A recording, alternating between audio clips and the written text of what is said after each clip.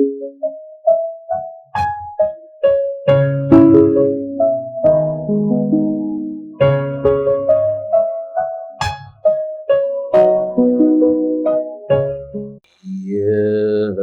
जगत सारा क्षणिक है और आत्मा एक नित्य है। आत्मा का अनुभव बस एकमात्र नित्य है। कहा न राज को कर नमन, करो महान यह काज। आप्त ज्ञान की प्राप्ति है, मंगलमय सुख साज। मंगलमय सुख साज।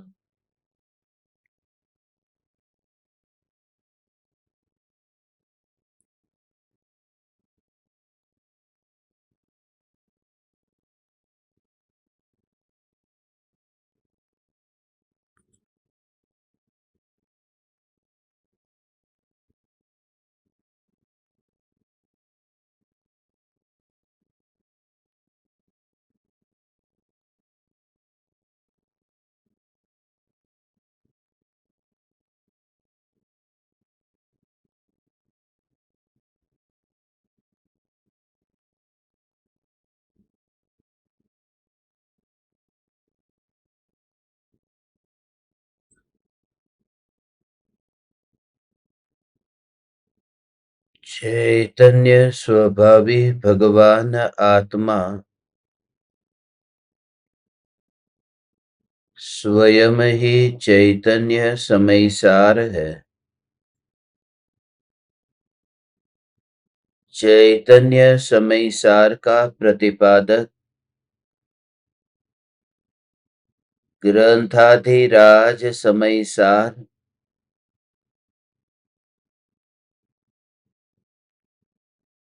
भगवान आत्मा को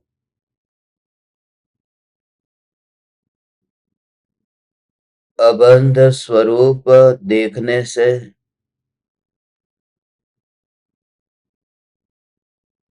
अबंध दशा की प्राप्ति कैसे होती है, यह कला सिखाता है। मैं बंधा हूं इस प्रकार की मान्यता से और उन्हीं विकल्पों से बंधन छूट नहीं पाता। इसलिए वस्तु को वस्तु के स्वभाव की दृष्टि से देखने पर स्वभाव की अनुभूति होती है और यह अनुभूति इतनी सहज और परनिरपेक्ष है क्योंकि अनुभूति के लिए जो परिणमन होता है वह परिणमन द्रव्य का स्वयं का ही परिणमन है। द्रव्य की अपनी ही शक्ति अपने में खर्च होती है।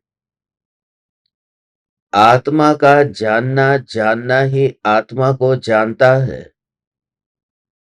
आत्मा का ध्यान ही आत्मा में समा जाता है। इसलिए परमाणुओं से किसी भी प्रकार की शिकायत भी नहीं रहती, ना ही राग रहता है और द्वेष रहता है। बात अनुभूति की गहराई की है। मात्र ज्ञान के ही परिणमन को और ज्ञान के ही अनुभव को यदि तुम देखो तो परमाणुओं का परिणमन उस ज्ञान के परिणमन में कहीं परिणमित नहीं होता। इसलिए मिट्टी से जब मटका बना तो कुम्हार का चाक उस मटके में परिणमित नहीं हुआ। कुम्हार का हाथ मटके में परिणमित नहीं हुआ, क्योंकि मटका किसी ग्राहक के पास चला गया, मगर यह चाक और कुम्हार का हाथ उस ग्राहक के पास नहीं गया। फिर मटके के फूटने के कारण वह चाक टूटा नहीं या हाथ कटा नहीं। ये जो मटके का परिणमन है, ऐसे ही जो साधक अपने ज्ञान के परिणमन को गहराई से देखे कि इस ज्ञान के जानन जानन जानन रूप परिणमन में ये शरीर रूपी चाक या फिर ये देह रूपी कुम्हार कहीं पर भी परिणमित नहीं होता। अब जब परिणमित ही नहीं होता है तो उस संबंधी विकल्प भी न होंगे। जो दिखाई दिया, जो अनुभव में आया, वहां पर ही दृष्टि जाएगी। जो मटके को देखता है, हमारे पास घर में मटका हो और उस मटके को देखते समय हमें वह चाक थोड़ी ना दिखाई देता है, वह कुम्हार थोड़ी ना दिखाई देता है। जब हम उस मटके में पानी भरते हैं तो चाक और कुम्हार की तो याद ही नहीं आती। सिर्फ उस मटके में पानी भरते तो मटका कैसा है और मटके के आकार की ओर भी ध्यान नहीं जाता। मेरा प्रयोजन सिद्ध हो रहा है, न पानी भर रहा है। मटका गोल आकार में है या फिर मटका चौरस आकार में है या मटका किसी भी आकार में है, यदि मटके में छेद है और पानी नहीं भरा जा रहा है तो फिर मटका व्यर्थ है, हम घर के बाहर छोड़ देंगे। जो कार्य यहाँ भीतर में होता है, आत्मा का जानना जानना जानना जानना, उस कार्य को जब ज्ञानी देखते हैं तो देह की याद नहीं आती, देह की क्रिया नहीं होती। ऐसा नहीं, कुम्हार खाना खाने नहीं बैठा होगा, कुम्हार अपने पत्नी पुत्र परिवारजनों के साथ में बैठा नहीं होगा, कुम्हार घूमने फिरने कहीं नहीं जाता होगा। ये सब क्रिया होती है, मगर जिस समय मैं मटके को देखता हूं और मटके का अनुभव करता हूं, उस समय विकल्प ही नहीं आता कि कुम्हार के बारे में कि वह क्या कर रहा है। जब तुम इतने अंतर से अहोभाव से भरकर के स्वरूप में स्थित होते हो तो यह शरीर के अनंत परमाणुओं से कोई शिकायत नहीं रहती, क्योंकि वह अनुभव में नहीं आते। सम्यक दृष्टि इस वजह से अबंधक दशा को प्राप्त हुए।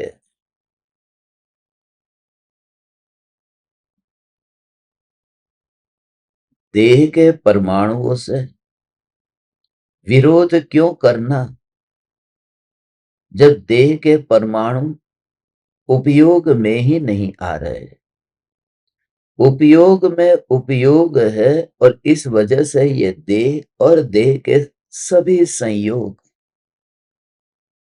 उन सबके प्रति सहज उदासीन और अनासक्त भाव प्रकट होता है।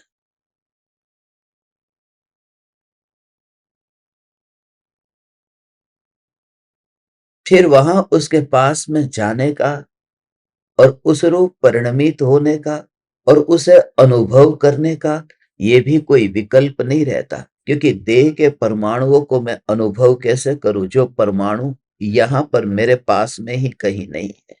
जो परमाणु मेरे पास में नहीं हो तो उन परमाणुओं का अनुभव कैसे करूं। हम जब पावापुरी और समेत शिखर, उस बिहार झारखंड की उस यात्रा के लिए निकले थे, देखते थे रास्ते पर मिठाई की दुकानों पर इतनी मक्खियां बैठती है और कभी कभी कोई एकाध दुकान ऐसी होगी जहां आपको मिलेगा कि उस मिठाई के ऊपर कपड़े से उस मिठाई को या कोई जाली से उस मिठाई को ढका। बाकी पूरी तरह से वह मिठाई गटर नीचे है, मिठाई ऊपर है और उसके ऊपर कपड़ा कहीं है कहीं नहीं है। वो दृश्य देखते ही पहले तो ऐसा लगता कि लोग ये मिठाई कैसे खा पाते हैं। कितनी गंदी नाली बहती है, खुली मिठाई है, रास्ता कच्चा है, गाड़ियां जा रही है, धूल इतनी उड़ती है, मिठाई पर जाकर चिपकती है और मिठाई की तो धुलाई भी नहीं हो सकती। कोई कपड़ा हो तो धो करके भी पी ले, खा पहन ले। ये मिठाई को कैसे धो करके खाएंगे? तो इतनी गंदी मिठाई। अब उस कभी कभी किसी दुकान में ऐसा कपड़ा भी ढका हुआ है, पतला बिल्कुल बारीक कपड़ा की मिठाई भी दिख जाए, मगर उसे देख करके भी खाने का भाव नहीं आता। मन में जो धारणा बैठ गई है, फिर वहां गाड़ी चलती रहती है, रास्ते से मैं देखता हूं कि ये दुकान, ये दूसरी तीसरी ये दुकान है, मगर उसके पास भी नहीं जाता। तो मैं जिस समय ऐसा लगे कि ये जो पूरे देह के परमाणु है सुंदर काया, मगर वह सुंदर काया जो वस्त्र से, ये सफेद रंग के वस्त्र से जैसे ये सुंदर काया ढकी हो, मगर मेरी गाड़ी चल रही है वह ज्ञान की जानन जानन धारा है। उस ज्ञान की जानन जानन धारा में वो तुम्हें, जब तुम्हें ये विस्तार, ठहरना, बातचीत करना, रुकना और उसके साथ में किसी प्रकार का संबंध बनाने की कोशिश करना, कहीं तुम्हें लगता नहीं है ना, हे चैतन्य परमात्मा, हम यात्रा तो कर लेते हैं, मगर यात्रा करते समय वहां गाड़ी को रोकते नहीं, वहां उससे बात नहीं करते। और ऐसा ही सूक्ष्म स्वरूप है। जब तू तेरी अंतर की परिणति को देखेगा तो ऐसी ही धारा तुझे अनुभव में आएगी। यह ज्ञान है, मात्र जानना जानना जानना जानना जानना जानना। यह ज्ञान की गाड़ी चल रही है, ज्ञान की निरंतर चलती ये जानन जानन जानन धारा रूप ये जो गाड़ी, जानन जानन जानन जानन जानन जानन जानन धारा रूप जो गाड़ी है, वो यहाँ देह के परमाणुओं में कहीं नहीं है। इसलिए जब तुझे कहीं से भी कोई रास्ता न मिले, तब एक ही उपाय है, भूकंप आ जाए मैं कहाँ जाऊं, तब एक ही उपाय है स्वरूप। भूकंप की बात तो दूर, खाली जिस घर में तुम रहते हो उस घर में, तुम्हारे कमरे में ही यदि मानो कॉकरोच आ जाए, चूहा आ जाए, छिपकली आ जाए, बहुत भय लगता है। पता है कि वह छिपकली खाएगी नहीं, मुझे काटेगी नहीं, छिपकली से मैं मर नहीं जाऊंगा, मगर देखते ही भय कितना लगता है। मगर यदि ये बीज हो तो उस समय भी तुम्हें एक रास्ता मिलेगा कि कमरे से बाहर नहीं जा सकता, घर से बाहर नहीं जा सकता। अब क्या करूं? बहुत बार ऐसी स्थिति होगी। अब बाथरूम के अंदर ही मानो छिपकली है। बात छोटी है, मगर एक बार तुम्हें अनुभव हो तो अनुभव की दृष्टि से तुम कसोगे कसौटी पर, तो पता चलेगा। तब तुम वहां से कहां जाओ। और उस समय ही यदि तुम्हें ये याद आने लगे खाली विकल्प से कि मैंने ये सुना है कि मैं चैतन्य हूं, मैं चैतन्य हूं, तो कम से कम तुम कुछ क्षण के लिए तो उन विकल्पों के जो उठती हुई तरंग है उससे थोड़े तो बच जाओगे। और ऐसे ही साधना की शुरुआत होती है। यहां से ही पहला कदम आगे बढ़ता है, कहीं ना कहीं से। जंगल में वाघ और शेर की बात तो दूर, जब मुनि होकर के वाघ शेर से निर्भय होंगे, यहां से तो शुरुआत तो हो। शुरुआत तो दूर, विचार तो हो। सम्यक दृष्टि जीव देह की क्रिया करते, वह देह की क्रिया में अपने ज्ञान की निरंतर बहती धारा को न रुकता हुआ देखते हैं न संबंध जुड़ता हुआ देखते हैं। यह जानन धारा, जानन धारा बहती ही है। जब यह जीवन असार हो जाता है, वह तभी होता है जिस समय विराट जीवन का अनुभव हुआ। जब तक मनुष्य जीवन की महिमा रहती है, तब तक समझना कि अभी विराट अस्तित्व को अभी देखा नहीं है। इस जीवन की अब महिमा नहीं रही। महिमा का अर्थ है कि इस जीवन में अब अपनापन नहीं रहा। किसी भी प्रकार से कोई बातचीत किए बिना वहां की क्रिया वहां हो रही है। पेड़ के पत्ते हिलते हैं, हम मना नहीं करते कि ये पत्ते क्यों हिलते हैं। जो नदी पानी वहां जो बह रहा है और वहां पत्ते हैं, तो पत्ते के उड़ने में वो नदी रुकती है कि ये पत्ते उड़ रहे हैं, लाओ मैं थोड़ी देर के लिए रुक जाओ। या फिर नदी बहती है और वे पत्ते उड़ते हैं, तो पानी थोड़ा उछलती तरंग की तरह उस पत्ते के साथ जाता है, बातचीत करने, हाथ मिलाने, संबंध जोड़ने। वह निरंतर धारा जो बहती है, ऐसे ही तुम्हें इस प्रकार से जब भगवान अनुभव होगा कि मैं चैतन्य चैतन्य चैतन्य चैतन्य, ये देह के परमाणुओं से कभी बातचीत ही नहीं करता, इतना ज्ञान स्वरूप में भगवान आत्मा, और सहज तेरे तत्व विचार और चिंतन में मर्यादा आती जाएगी। जो दुनिया दुनिया दुनिया के लक्ष्य से जो विचार चलता था, अब वह सिमटने लगेगा। अब हास्य में, अब रुदन में, तो ज्ञान में ही ज्ञान को अनुभव करता रहेगा। अब संयोग और वियोग में तेरी दृष्टि स्वभाव पर रहेगी। सम्यक दृष्टि के ये सब बाहर की क्रिया में असली कारण यह है कि उनके भीतर में बेहोशी छूट गई है, इसलिए उनके अनंत अपराध माफ है। ऐसा लग सकता है ये बात दुनिया की दृष्टि से उल्टी है कि कोई व्यक्ति रास्ते पर गाड़ी लेकर जाता है और सिग्नल पर गाड़ी उसने रोकी नहीं, लाल बत्ती थी, गाड़ी को रोका नहीं, और आगे पुलिस ने पकड़ लिया और पुलिस ने उसे दंड दिया। मगर वो कहता है मैंने क्या किया कि तूने, लाल बत्ती थी फिर भी गाड़ी को रोका नहीं। यदि वह व्यक्ति कहे कि मुझे तो यह पता ही नहीं था कि लाल रंग की गाड़ी होती है, लाल रंग की बत्ती होती है, तब वहां पर गाड़ी रोकनी चाहिए, मुझे यह पता नहीं था, तो पुलिस उसे माफ नहीं करेगी। क्योंकि तूने दो अपराध किए। एक अपराध तो ये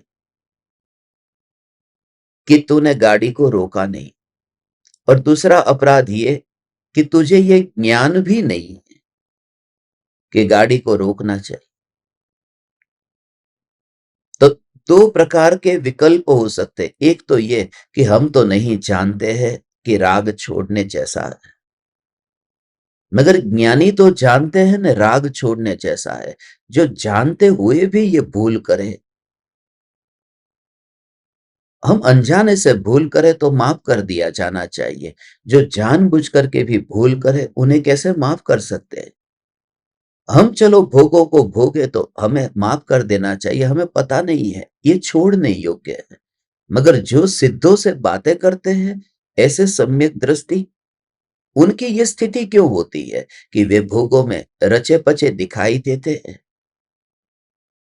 तो सम्यक दृष्टि को बंध कम होता है, उसका कारण क्योंकि सम्यक दृष्टि को अज्ञानता संबंधी जो बंध होना चाहिए था वह नहीं होता। अज्ञानी को दो कारणों से होता है, एक तो अज्ञान का और दूसरा वो अपराध।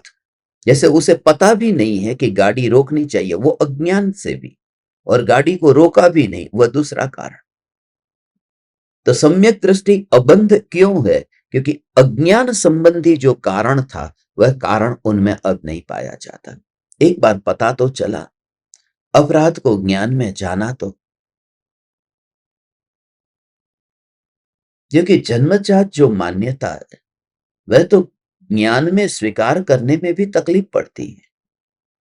जन्मजात मान्यता बचपन से, जैसे अब मुस्लिम को यही सिखाया गया है कि बकरे का वध करना ये कार्य धार्मिक कार्य है।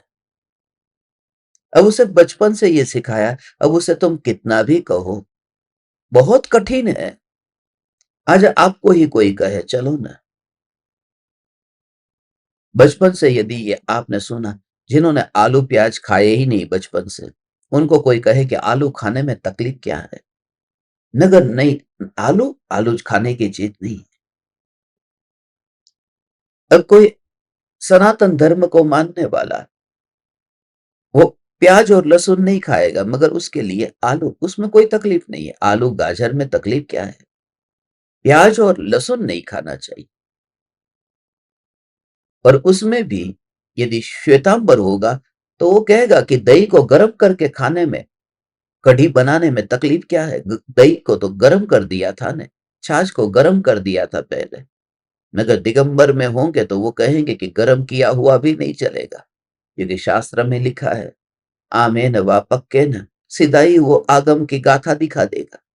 तो जो बचपन से दिमाग में सभी के, सारी पृथ्वी पर, सारे जगत में सम्यक दृष्टि कहता है कि ये सब जो बातें बाहर की है, हम उससे अलग मात्र स्वभाव को देखते हैं। और ये स्वभाव को देखना, ये बात भी आग्रही लोगों की समझ में नहीं आ सकती, क्योंकि बात सिर्फ स्वभाव की है। और उसके लिए कंप्लीटली वो स्वभाव स्वभाव स्वभाव स्वभाव की बात है, और स्वभाव की बात है। बस उस बात को यहां छेड़ मत। स्वभाव की बात को जब समझने बैठता है तो स्वभाव की गहराई में जा, उस बात को मत छेड़। तभी तो तू सब में परमात्मा देख सकेगा, वरना परमात्मा दिखेगा कैसे? कि अग्नि गर्म है, ये तू देख, छू इसको कि अग्नि कैसी है। और वह व्यक्ति छूता है और कहता है गरम। वह जो गरम ये कहता है, उस समय तुम उनसे ये प्रश्न मत पूछना कि तू आलू प्याज खाता है कि नहीं खाता, तू मांस भक्षण करता है कि नहीं करता, तू शराब पीता है कि नहीं पीता। ये जो गरम गरम स्वभाव की अनुभूति में बाहर की क्रिया, उसे प्रधानता मत दे। पूर्व के आग्रह की वजह से यह सत्य तुम्हें स्वीकार न होगा, मगर शेर के दृष्टांत से, नारकियों के दृष्टांत से, सातवें नरक की मारकाट से, या फिर शेर के मांस खाने से, ये तो एकाध दृष्टांत शास्त्र में आ गए। परम सत्य यह है, सत्य की खोज के लिए स्वभाव को प्रधानता दे। और स्वभाव को प्रधानता दी थी, तभी तो मुनि ने शेर को बोध दिया, वरना बोध भी क्यों देते? एक बार भी मुनि न कहे कि तू मांस खाना छोड़ और फिर आत्मा की बात सुन। पहले तो कुल्ला कर और आत्मा की बात सुन। नहीं, क्योंकि ज्ञानी और मुनि की दृष्टि स्वभाव वाली दृष्टि है, वो स्वभाव से ही देखते हैं। मगर दुर्भाग्य है उन लोगों का जिनको सद्गुरु मिले हैं, फिर भी उन्होंने ये स्वभाव वाली दृष्टि को नहीं पाया। सम्यक दृष्टि, ज्ञानी की दृष्टि स्वभाव वाली दृष्टि है।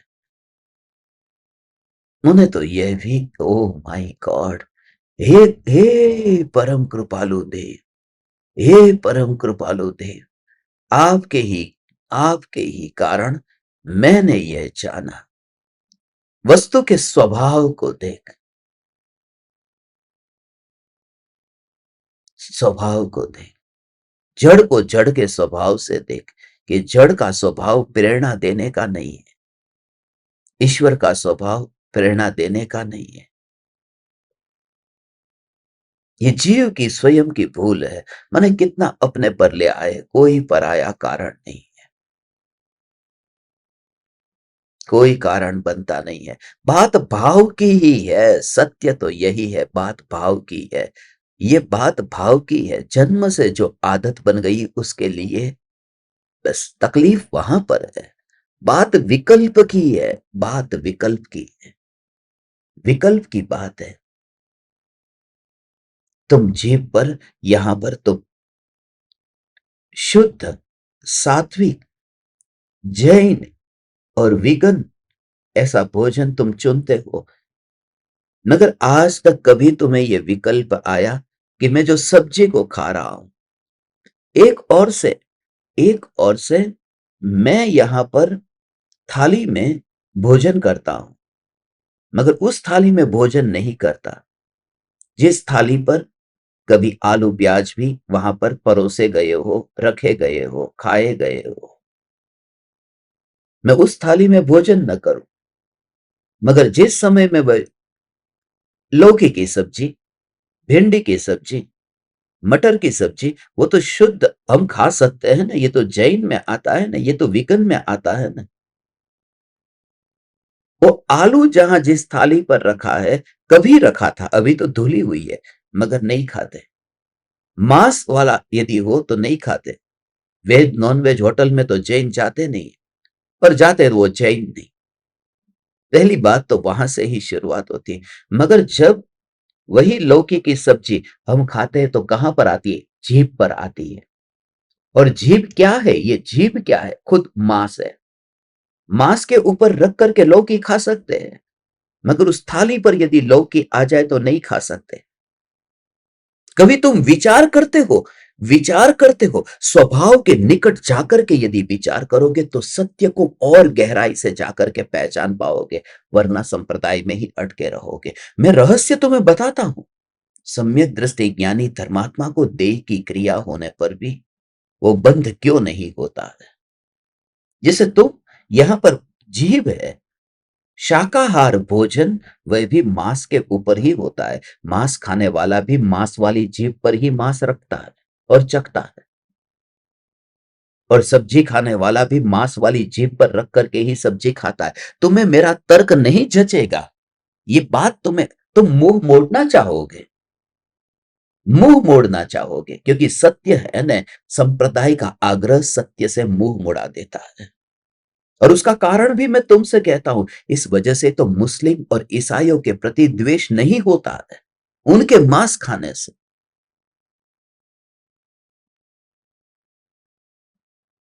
और शेर को स्वभाव की अनुभूति हुई, स्वभाव की अनुभूति हुई।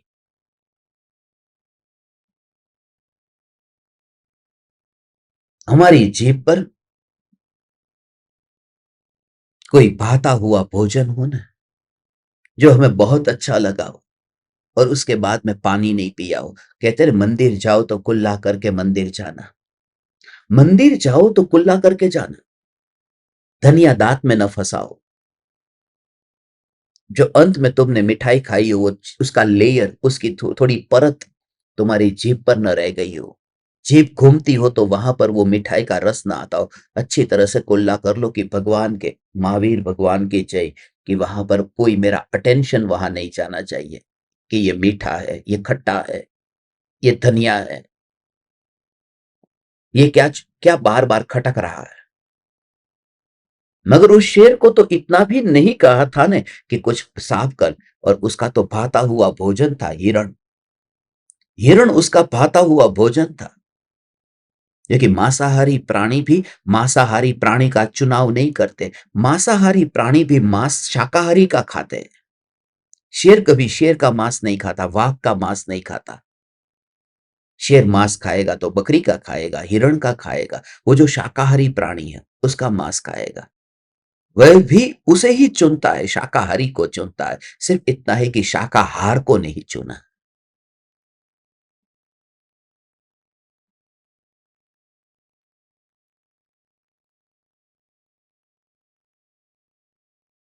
शेर के पास जाकर गोद दिया, वहां पर रस रह गया। हर हिरण उसका भाता हुआ भोजन था, रस रह गया। मगर रस रहने पर भी क्योंकि तुम जरा विचार करो, हमारे पास तो हाथ है और हम जब खाना खाते हैं, तो खाना खाते समय जिसके हाथ ठीक तरह से न चलते हो न, हाथ कंपते हो, हाथ न चलते हो मुंह तक, तो उसको सफाई करने में भी यहाँ कुछ न कुछ टपकता है, लार टपकती है, कुछ खाने का कुछ रस टपक जाता है, कपड़े गंदे हो जाते हैं। और हाथ होने पर भी खाली थोड़ा अशक्त हो गया। शेर को तो हाथ ही नहीं है, वो मुंह को कैसे साफ करने जाएगा ऐसा करके? टपकता होगा खून भी। तो कहीं मुंह को फिर पानी के अंदर डाल करके मुंह भी साफ नहीं किया, खून भी टपकता होगा। तुम खाली विचार करो कि हिरण को खाने वाला, वो खून भी टपकता होगा, मुंह में मांस भी होगा, मगर फिर भी क्या चमत्कार क्या हो गया? चमत्कार ये हुआ कि उपयोग पलट गया, और उपयोग पलट जाए तो सब कुछ माफ है। अटेंशन डाइवर्ट हो गया, अटेंशन डाइवर्ट हो जाए तो सब कुछ माफ है। इसलिए तू चिंता मत कर, तेरे अनंत अपराध से अटेंशन डाइवर्ट हो जाएगा तो सब कुछ माफ है। अनंत अपराध माफ है। ओहो ओहो ओहो, ये दे इसलिए तो बस ये ऐसा ही होगा। कभी खून की उल्टी हो जाए, फिर उस समय क्या करोगे? आधी रात को खून की उल्टी हो जाए, उस समय क्या करोगे? अरे, ज्ञानी को हो जाए तो ज्ञानी क्या करेंगे? ज्ञानी को नहीं, मुनि को हो जाए तो मुनि क्या करेंगे? आधी रात को खून खून की उल्टी हो जाएगी तो क्या मुनि हर अंतर मुहूर्त में आत्मा के ध्यान में लीन नहीं होंगे? अब जेब जेब पर खून भी आ रहा है, रात को पानी पीना नहीं है, और पानी पिए कहां पर? कमंडलू में जो पानी है वो पीने का नहीं होता, वह तो शौच के लिए होता है। तो क्या करेंगे? दूसरे दिन किसी गृहस्थ के वहां जाएंगे, वहां पानी पिएंगे, क्या करेंगे उस समय? तो जो हर अंतर मुहूर्त में छठा सातवां गुणस्थान है, एक उल्टी होने से सातवां गुणस्थान छूट जाएगा। तो जीवन में न जाने कितनी बार तबीयत बिगड़ेगी, कभी उल्टी हो गई, कभी दस्त हो गया, गंदगी के साथ में। मगर कुल परंपरावादियों ने सत्य और स्वभाव की बात को जितना अनदेखा कर दिया। तुम स्वभाव को प्रधानता देना, स्वभाव को प्रधानता, तब जाकर के तुम इस देह से दृष्टि हटा पाओगे और ज्ञानी की अबंध दशा को पहचान पाओगे। नहीं तो तुम ये देखोगे कि गुरुदेव को खून की बोतल चढ़ाई थी तो क्यों चढ़ाई थी? कौन होगा वह व्यक्ति जिनका खून गुरुदेव के पास पहुंचा? ऐसा काम। और जसलोक हॉस्पिटल में कोई आयुर्वेदिक मेडिसिन नहीं थी, वो एलोपैथिक थी। अब जिंदगी का आखिरी दिन है और एलोपैथिक दवाई की क्या जरूरत है?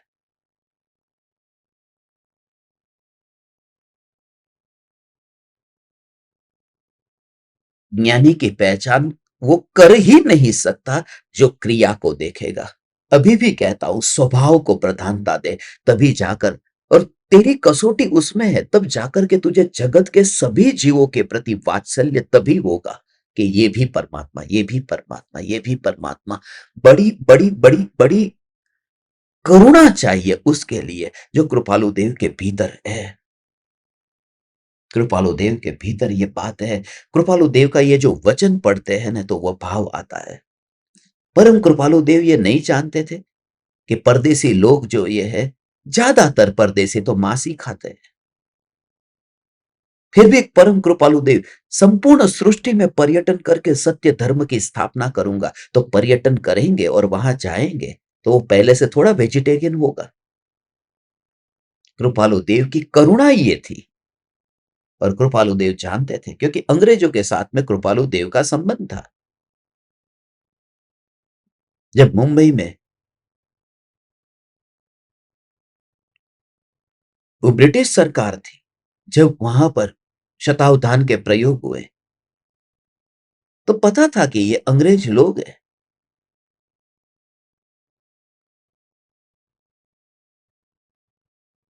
ये खाते पीते हुए लोग हैं।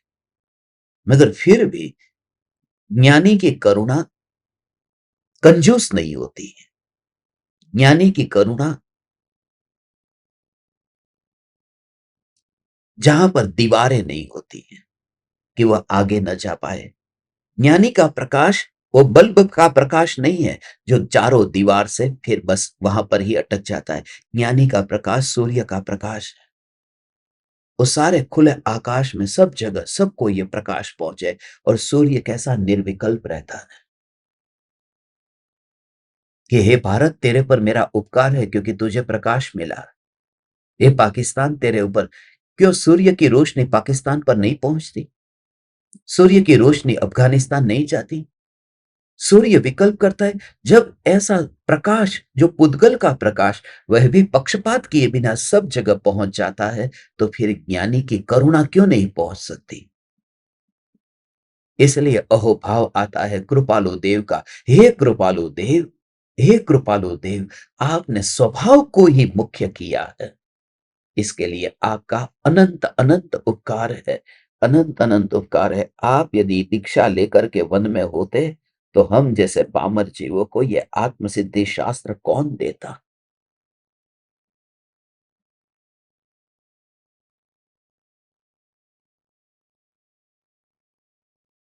सम्यक दृष्टि ज्ञानी धर्मात्मा, देह की क्रिया होने पर भी थोड़ा तुम्हारे लिए कठिन होगा। वह कठिन होगा, नहीं देख पाओगे तुम ये दृश्य, नहीं देख पाओगे, मुंह मोड़ लोगे क्योंकि वह दशा नहीं आई। अभी वह दशा नहीं। मांस खाते हुए को देखना यह दशा नहीं है।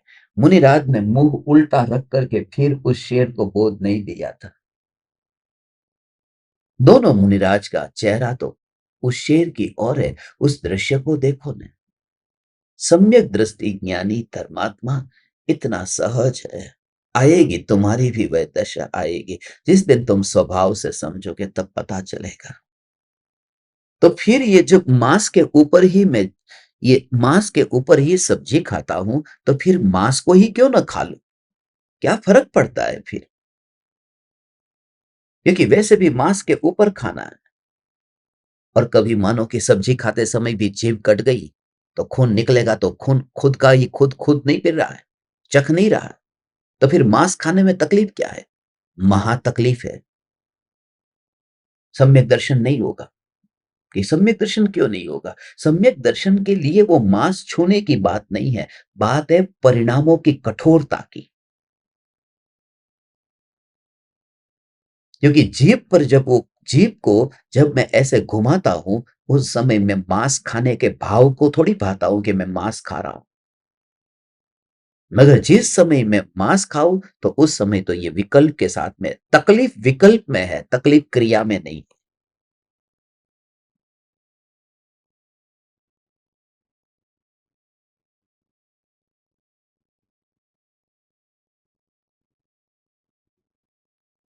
जब कुत्ता हड्डी को चबाता है और कुत्ते का जबड़ा फट जाता है, उसमें से खून निकलता है, तो उस समय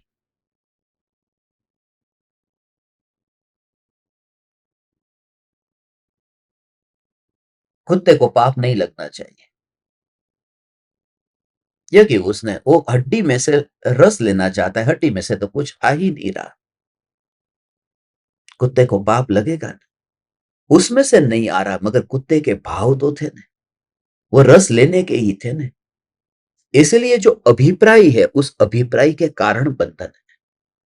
सम्यक दृष्टि फकीर हो गया है इस वजह से ही, क्योंकि स्वभाव को जो पहचाना। इसलिए खास याद रखना, सम्यक दृष्टि ज्ञानी धर्मात्मा मनुष्य जीवन में सब कुछ बर्दाश्त कर सकता है, मगर स्वभाव वाली दृष्टि को छोड़ना बर्दाश्त नहीं कर सकता।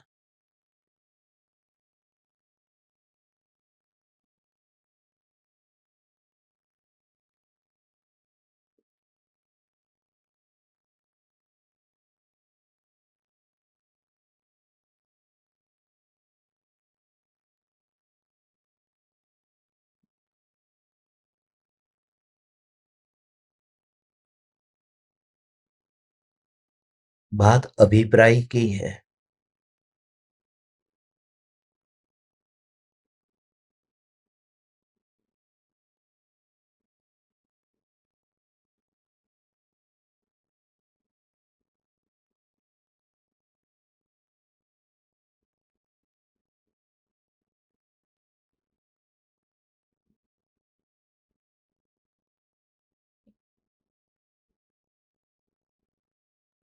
ये अभिप्राय की बात है।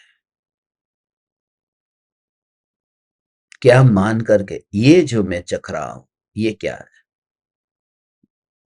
ये शरीर ही क्या है? सम्यक दृष्टि को देह की क्रिया के काल में यह जागृति है कि ये शरीर है क्या। एक और से बस, और कुछ नहीं। यहां पर वस्तु बदल जाती है। जैसे तवे पर रखो तो क्या होता है कि आटा जो है, वो आटा, वो रोटी बन जाता है। कुकर क्या है? वो जो चावल के दाने हैं, उसमें चावल पकाने का वह साधन है, वह बर्तन है।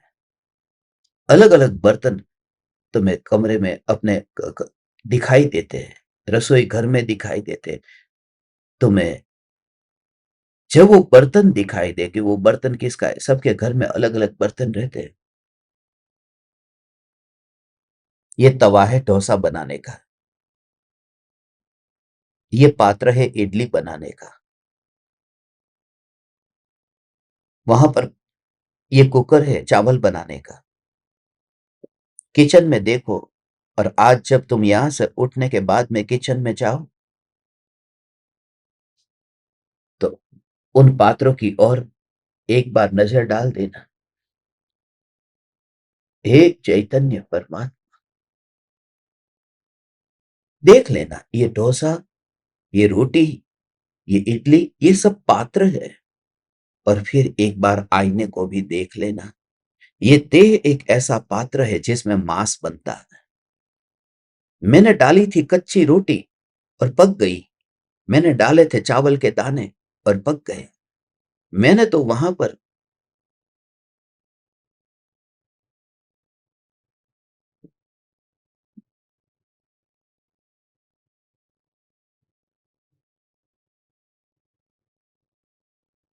बादाम, काजू, घी, ये सब उसमें डाला था, और इस कढ़ाई में तो हलवा तैयार हो गया।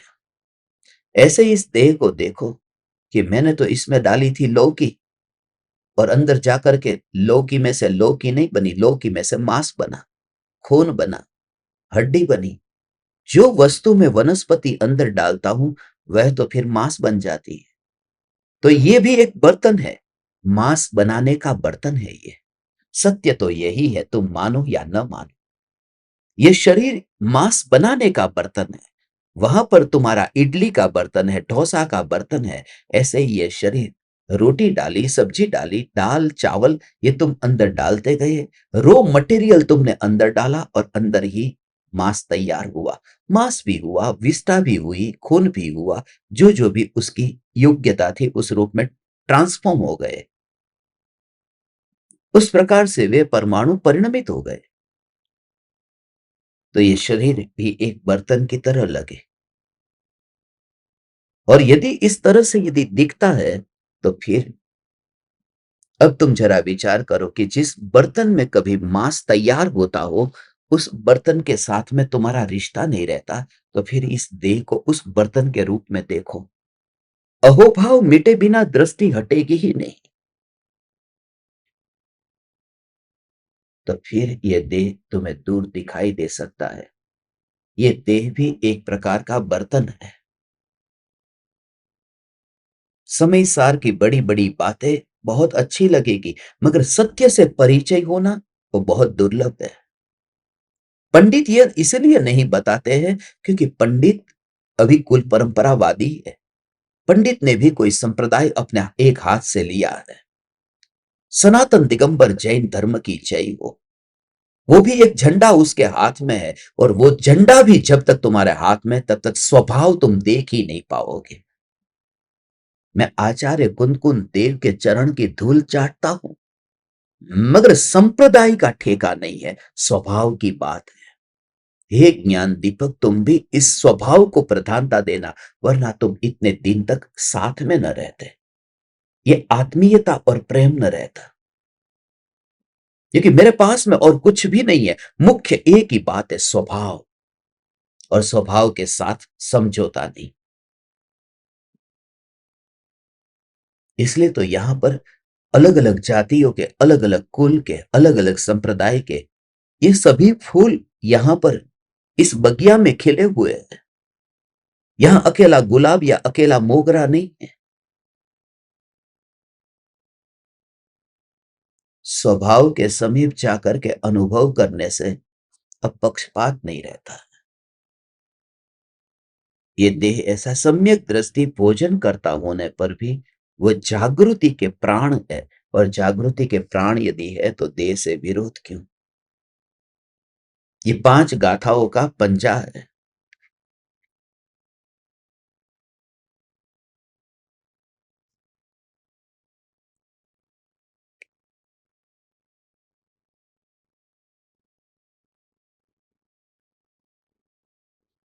ये लिखा ने,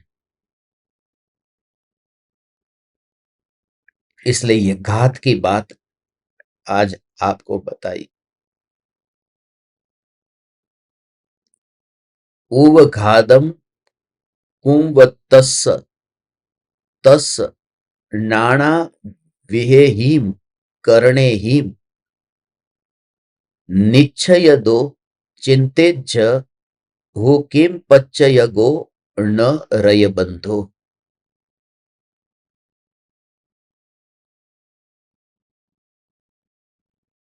इस प्रकार नाना प्रकार के करणों द्वारा उपघात करते हुए उस पुरुष को धूलि का बंध वस्तुतः किस कारण से नहीं होता, यह निश्चय से विचार करो। ये बात है 244 का था।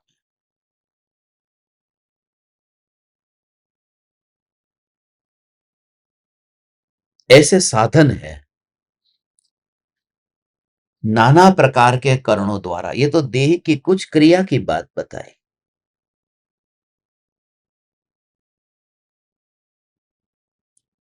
देह की उस क्रिया की वजह से नाना प्रकार के करणों द्वारा उपघात करते हुए उस पुरुष को धूलि का बंध वस्तुतः किस कारण से नहीं होता।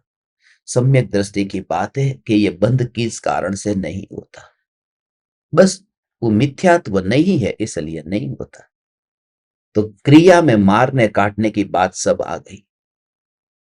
फिर सत्य मेरे लिए इस प्रकार का और तुम्हारे लिए ऐसा नहीं होता, क्योंकि स्वभाव सबका लिए अलग अलग नहीं होता। यदि अग्नि गर्म है तो मेरे लिए और तुम्हारे लिए, सभी के लिए वो गर्म है। उसका स्वभाव, स्वभाव में कोई पक्षपात थोड़ी होता है।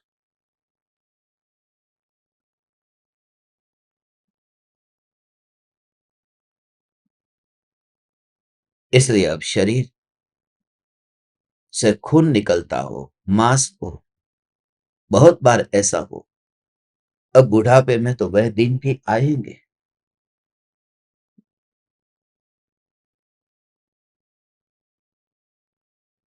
कि बेड पर ही मलमूत्र छूट जाए, पता न चले।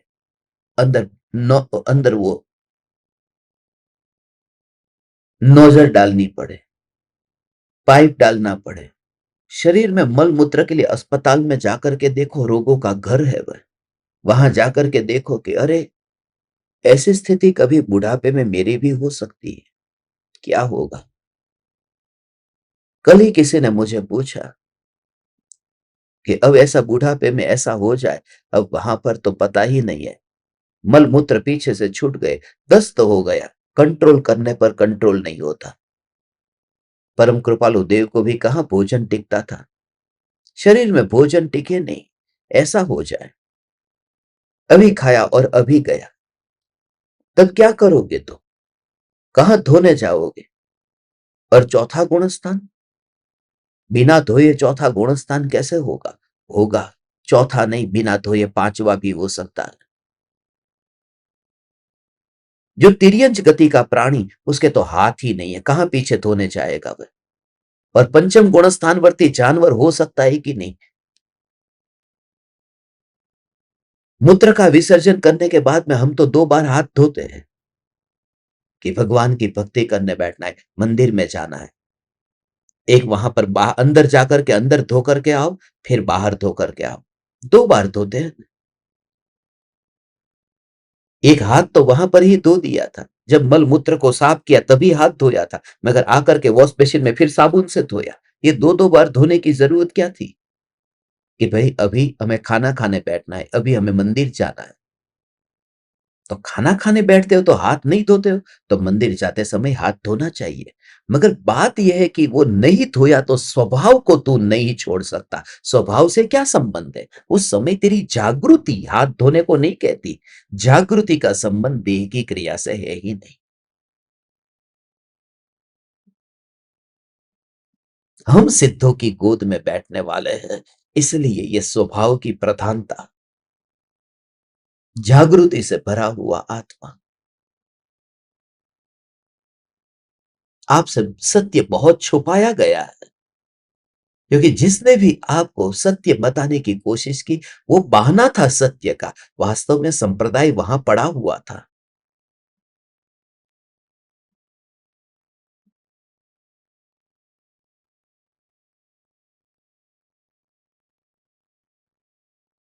उसने छत की छेद से ही आकाश को देखा था। उसने बाहर जाकर के विराट आकाश को देखा ही नहीं था कि खुले में जाकर के देखे कि जगत खाली वो छेद वाला ही आकाश नहीं है, वह विराट है।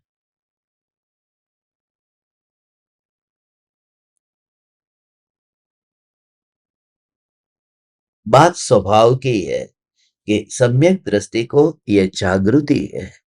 ऐसी जागृति के कारण सम्यक दृष्टि की देह की क्रिया क्षम्य है, कर्मों की निर्जरा में बाधक नहीं बनती।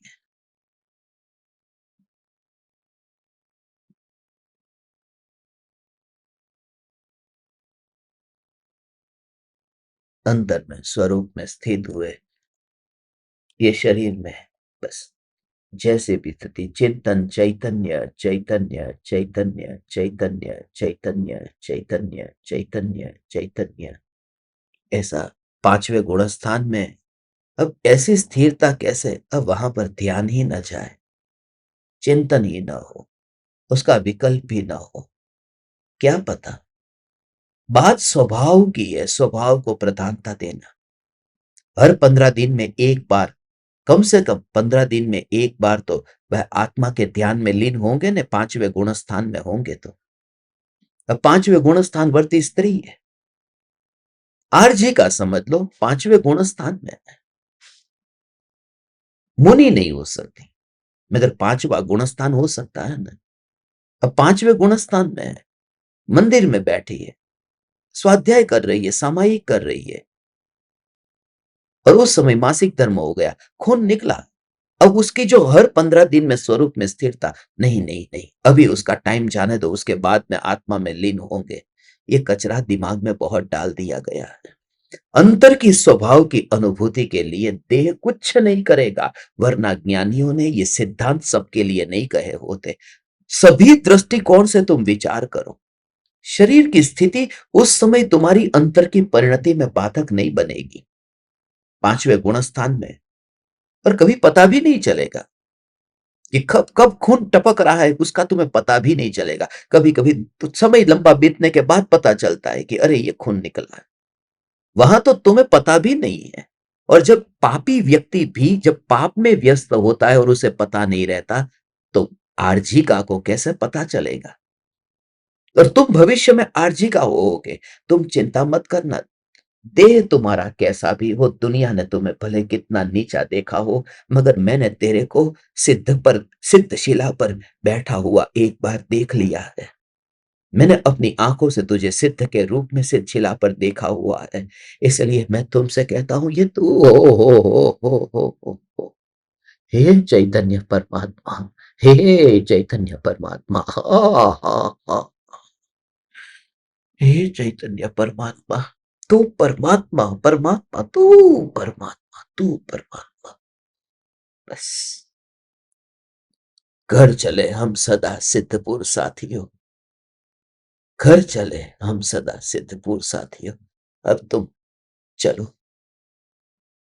तुम चलो। बहुत हो गया है ये पिंड देह के परमाणुओं का, मांस खून हड्डियों का, ये ढांचा जो मांस खून हड्डियों का ढांचा है, और तुझे अनुभूति स्वभाव की हो रही। सम्यक दृष्टि के लिए फिर ये कहां पक्षपात रहेगा।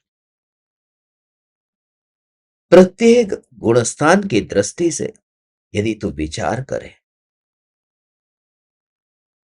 परिणामों में चंचलता है, मगर वो परिणामों की चंचलता बस वो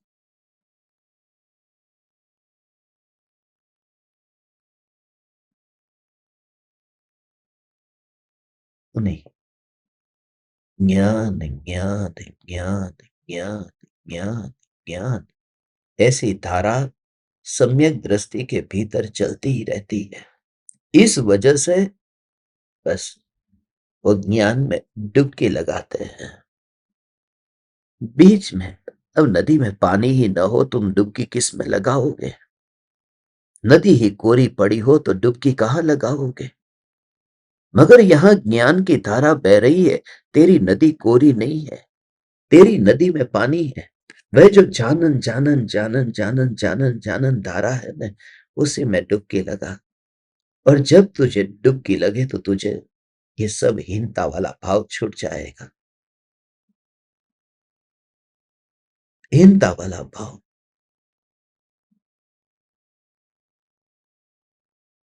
स्वभाव को प्रधानता दे, क्योंकि स्वभाव से महान इस जगत में और कुछ भी नहीं है।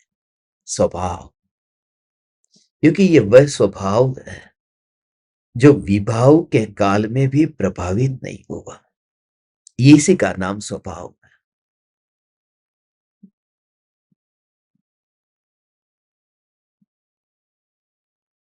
मांस के साथ में रह करके भी आत्मा स्वभाव से तो गंदा नहीं हुआ ना, मगर वो मांस तो शरीर है, वो तो परद्रव्य है।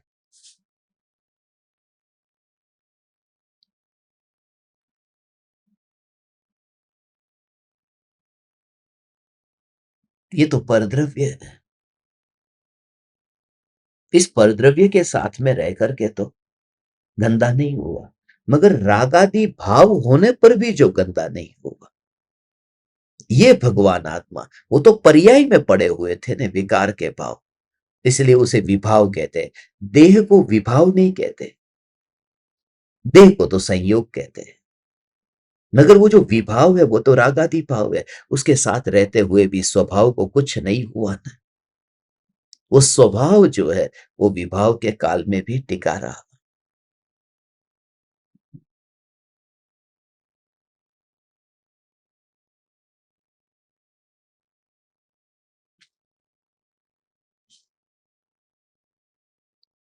इसलिए उस विभाव को अनदेखा करता जाता है जो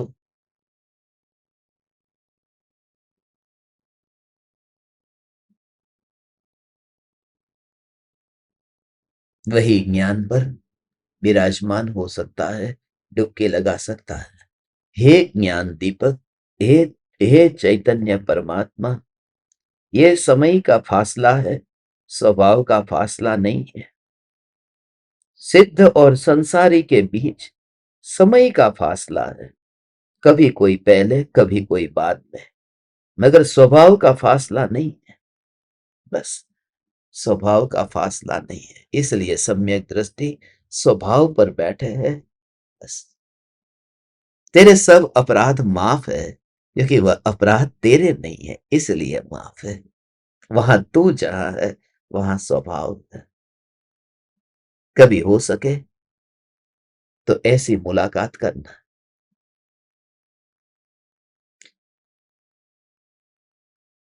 आज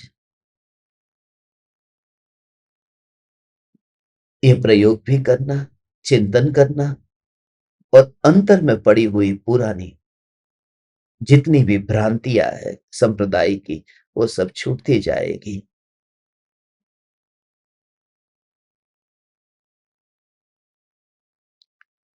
आज रविवार का छुट्टी का दिन है, मगर हमारी धर्म सभा में कभी छुट्टी नहीं होती है। धर्म सभा होगी, मगर आज शाम को नहीं होगी। धर्म सभा दिन के समय कभी भी हो सकती है। हो सकता है 1 घंटे के बाद भी हो, 2 घंटे के बाद भी हो सकता है दोपहर में भी हो। तो कभी भी तैयार रहना धर्म सभा के लिए। आज शाम को मैं हैदराबाद से मुंबई पहुंच जाऊंगा, इसलिए फ्लाइट में रहूंगा तो टाइम नहीं मिलेगा, और उसके बाद में कल सुबह 3 बजे तो मुझे बाहरगाँव जाने के लिए फिर निकलना है, तो फिर टाइम ही रात को भी नहीं मिलेगा। कल सुबह का समय सार का सत्संग अभी कुछ समय पक्का नहीं है। जैसे ही मुझे पता चलेगा कितने बजे कहाँ से समय मिलेगा, इतना पक्का है कि 7:42 पर नहीं होगा, मगर कभी भी 1 घंटे बाद में हो सकता है, 2 घंटे बाद भी हो सकता है। तो वो तैयारी में भी आप रहना। आज की धर्म सभा और कल का समय सार। आप समस्त परमात्माओं को प्रणाम। आप सभी स्वभाव में स्थित रहो, ऐसी परम कृपालु देव से अनंत अनंत प्रार्थना करता हूं। चैतन्य समय सार, चैतन्य समय सार, चैतन्य समय सार।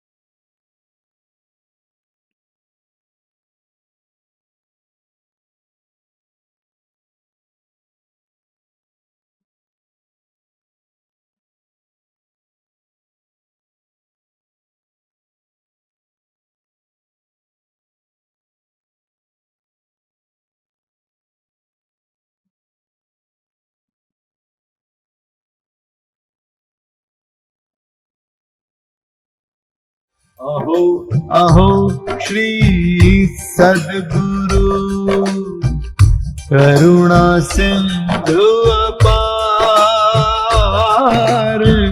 इस पामर पर प्रभु किया अहो अहो उपकार, अहो अहो उपकार। देह सहित जिनकी दशा वरते देहातीत,